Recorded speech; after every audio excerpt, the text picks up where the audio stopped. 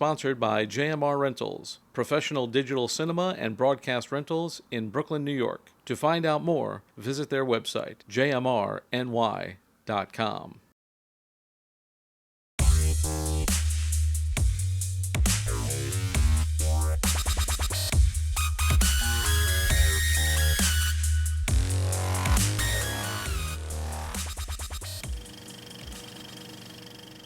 Hello and welcome to No Rest for the Weekend, where we go behind the scenes and talk to the creators of independent entertainment.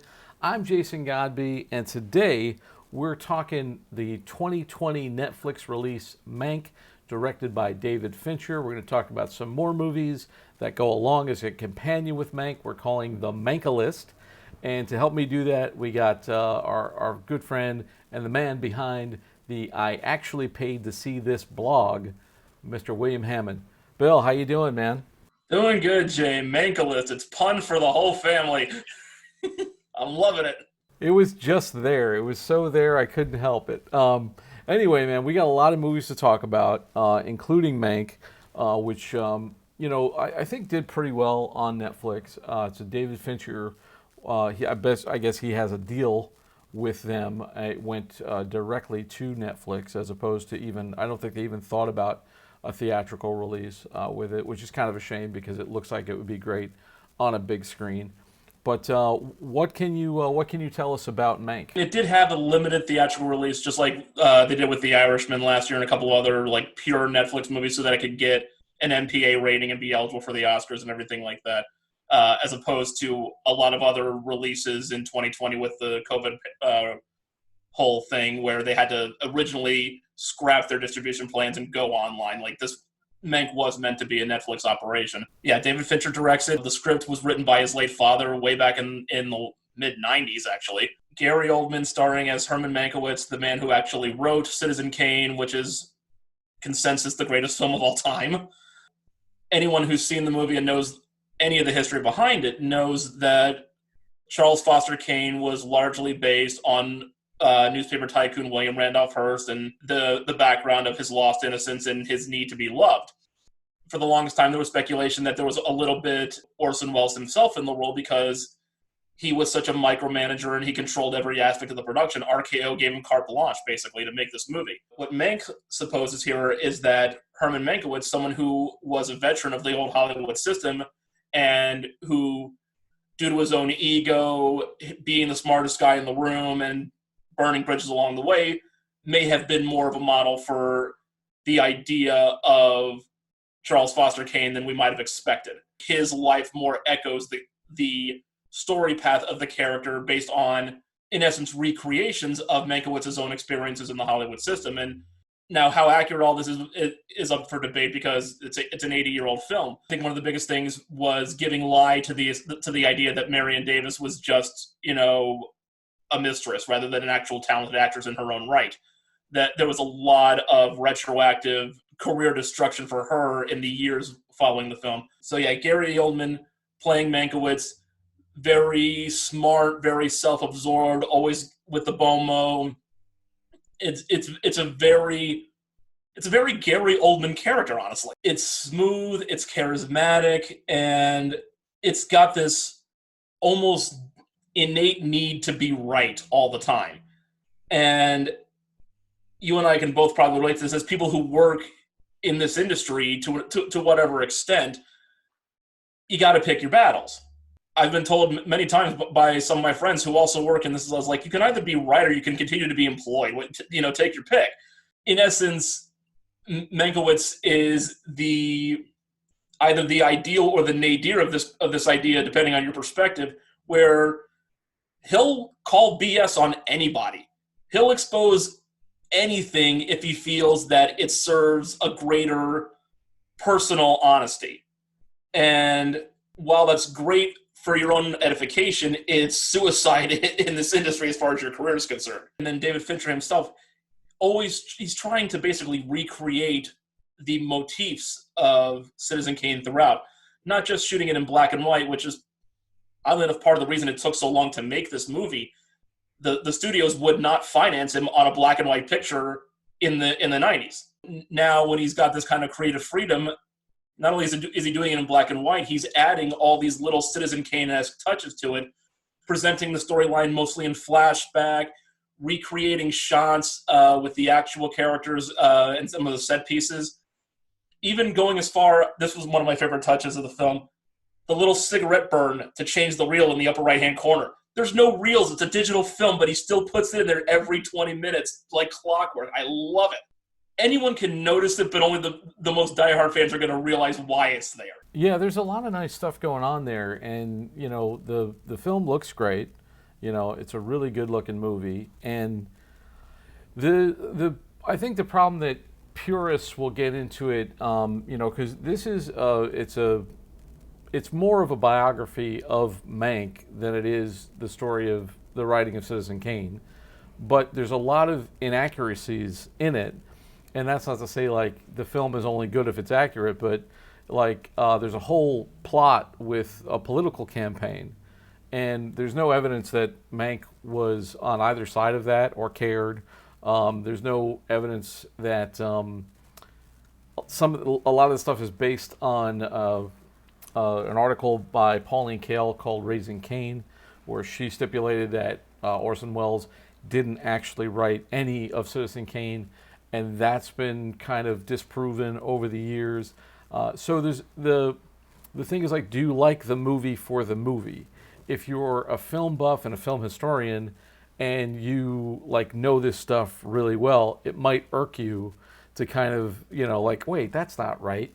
But it's well done, and I think Oldman is very good in it. I think he has a lot. I mean, he's chewing scenery and spitting it out like crazy. It's also hilarious. I don't know how old Oldman is at this point, but he says at one point Mankiewicz was like 43 when this was happening. I think Oldman's like 68 right about now, thereabouts. So it's like it's a nice people little age differently back then. Well, I mean, you work long enough in this industry, and you don't get plastic surgery, you're going to look 20 years older than you are.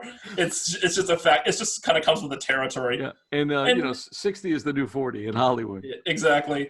As much artistic license is taken, so is it with Citizen Kane itself taking artistic license with Hearst's life. So, in a lot of cases, I want to be as accurate to the historical fact as possible. But within certain contexts, I'm okay with this kind of stuff because, again, Citizen Kane was not a straight-up biography. It was an obsessive parody more than anything else. They did, for instance, in Kane, the girlfriend, he buys an opera house for her, built an opera house for the singer girlfriend. That wasn't Hearst. That was another big sort of tycoon back in the day. That they were. He's an amalgam character. A lot of people forget that. I absolutely agree with you. The performances are very strong. I think the confusion comes with, like, a lot of people thought that the political subplot in this was kind of sort of a ham-fisted, shoehorny way to get the movie to relate to today's politics. Especially it's released in an election year, but it's possible, but at the same time, it was written in the 1990s, right? And you're using Bill Nye to play Upton Sinclair. So how serious are you really trying to be with this? And no disrespect, I love Bill Nye. He's one of my heroes. And maybe there is actually kind of a weird parallel to today because being a scientist, scientists are ignored and vilified in this day and age. Maybe there is something to that. But on its face, I'm not sure if it reads that much. I think the political angle is much more the office politics of the old Hollywood system. It is a little bit like how the sausage gets made kind of thing. There's a lot, and I mean, there's a lot of debate. It's great to delve into. We got to move on to the list because I think this will also inform people, like if they want to know more about sort of the real history. Of course, the first thing on the Mank-a-List is Citizen Kane. Citizen Kane, I think, informs this movie a lot because you get to see what they're talking about. Also, you get to see the parallels that were put into the film by Fincher. I wouldn't call them, shots ripped exactly from, but stylistic, it's very similar, and there are shots that are very similar to ones used in Kane. And also, it's just a great movie. If you haven't seen it, or if you haven't seen it in a while, definitely rewatch it. It's been named twice as the greatest movie of all time by the American Film Institute, and for good reason. And for someone like me who obsesses over the Oscars and blitzes every year to see every nominee, it's a good reminder that even though now, 80 years later, it's held in such high regard, the only Oscar Citizen Kane won was for the screenplay that Mankiewicz wrote and insisted on getting his credit for. Orson Welles only shared the screenplay Oscar, and it lost Best Picture to, and I'm not kidding, How Green Was My Valley, which... That's a John Ford picture, right? I believe so. Yeah. I've only seen it once. I want to say it's about Welsh mining community, something like that. It's a picture. I mean, people, if you're an Academy Award aficionado, you know that movie. But if you're not, you probably don't care. I think one of the best movies on this list is The Battle Over Citizen Kane, which is done by a show called The American Experience. It was a supplemental DVD on the, if you get the DVD of Citizen Kane. It has a lot of great stuff going for it. It's really, it tells you the history of not only Orson Welles, but also of the real guy, William Randolph Hearst, and how they both sort of parallel the life of Kane, and how the sort of life imitates art type structure happened. It's a really terrific movie. I would highly recommend it. They do talk a bit about Mankiewicz in there. They do say that one of the reasons that the film got the screenplay Oscars because Mankiewicz was one of those genius screenwriters, and the Academy wanted to honor him. Moving on to the next one, which is basically the dramatization of the making of Citizen Kane, called RKO 281. RKO 281 stars Liev Schreiber. He plays the young Orson Welles. James Cromwell plays Hearst. John Malkovich plays Mankiewicz, and Melanie Griffith plays Marion Davies.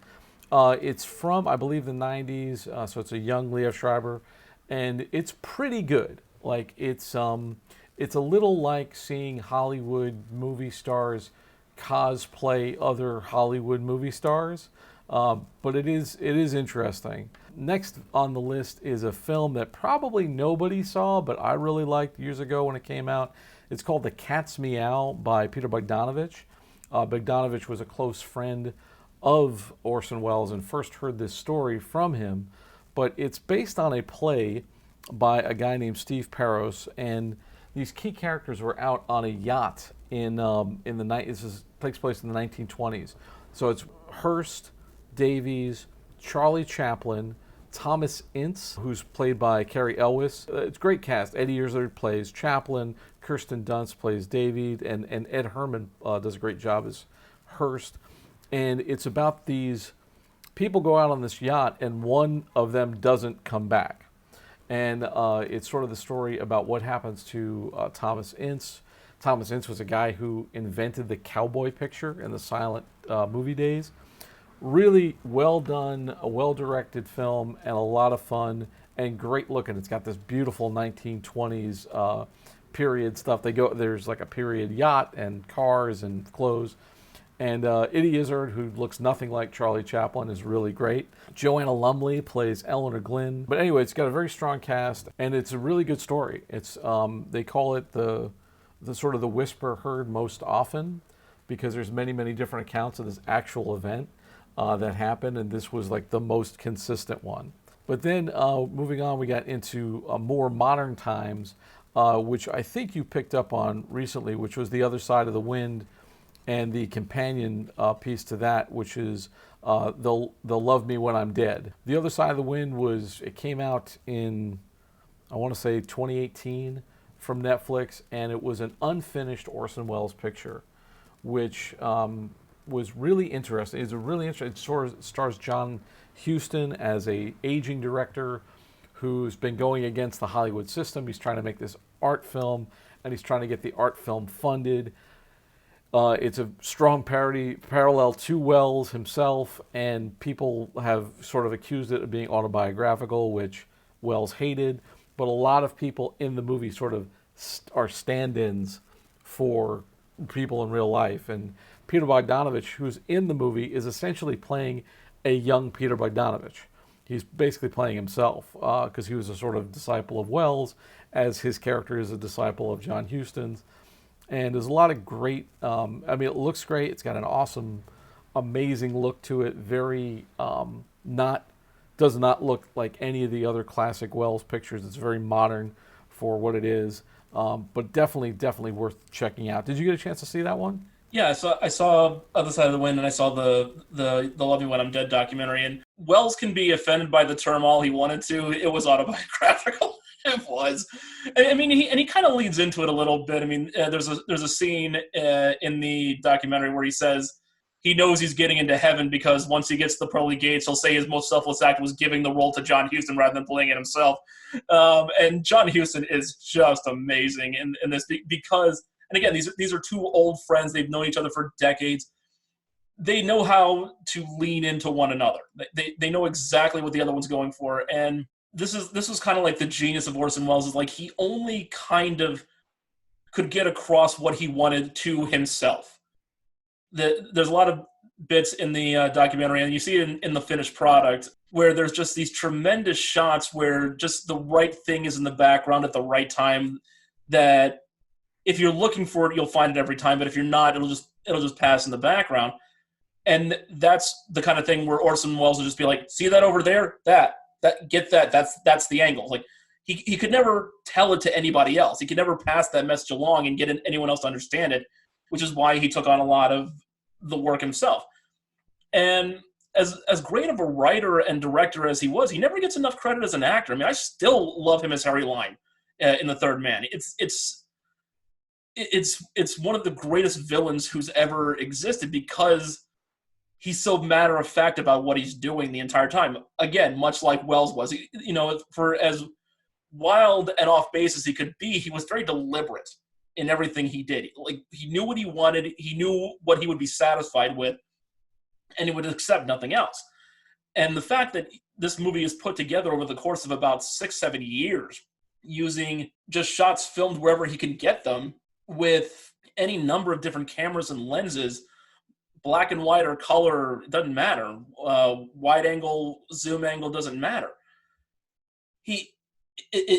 It's chaotic, but it does come together in a cohesive whole, which I saw the documentary before I saw the film, and I'm just thinking, look, there's no way this can come together. There's no editor that could put this together the right way.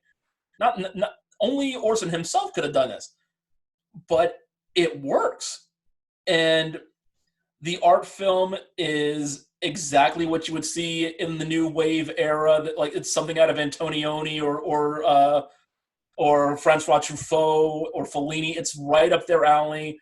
And if this was Welles' attempt to make one, it's got all of his earmarks plus the stylistic qualities. Like you could say, like, if Orson Welles has a long lost European style art film, there it is.